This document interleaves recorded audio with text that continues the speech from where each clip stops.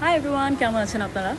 So আপনারা recently দেখেছেন যে আমার একটা স্টেটমেন্ট, যেখানে আমি একটা মেয়ে বা যে কোনো মানুষের পাশে দাঁড়াতে চেয়েছি, মবের এগেনস্টে দাঁড়াতে চেয়েছি। সেখানে আমাকে নিয়ে কীভাবে মানুষ কীভাবে একটা মব বাহিনী উল্টাপাল্টা কথাবার্তা বলা, তাদের জন্য বলতে চাই যে আমি যখন খুলনা থেকে চলে আসি ঢাকায়, আমার ফ্যামিলির সাথে রাগ করে, আমি জানতাম না আমার ফিউচার কোন দিকে যাবে, কিন্তু আমি জানতাম যেটা আমি বিলিভ করি সেটা আমি করব। এবং আপনারা যদি আমার ক্যারিয়ারটা দেখেন, আমি প্রথমে 16 বছর বয়সে মডেল হিসাবে কাজ করা স্টার্ট করেছি। হিউস্টনে রকিং টেস্টি, সীমানা ছাড়াও নিজেকে হারাও।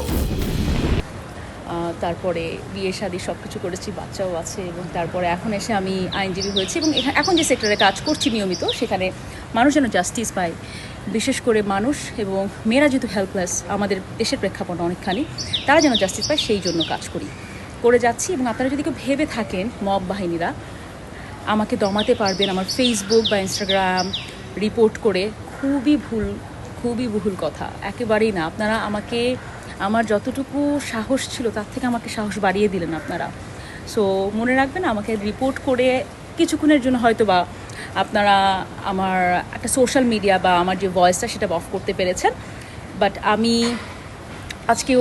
এই পিয়া জান্নাতুল, আমি একটা যদি ডাক দিই, আমি যদি একবার মানুষকে বলি, আমাদের মিডিয়ার যারা সাংবাদিক ভাইরা আছে তাদেরকে বলি, তারা কিন্তু সবাই চলে আসবে। সো আমার ফেসবুকে থেকে অনেক বেশি সেখানে ভিউজ হবে। সো আমাকে এত ভয় দেখায় কোনোভাবেই কোনো কিছু করতে পারবেন না। সবাই অনেক ভালো থাকবেন এবং লেটস সি কী হয়।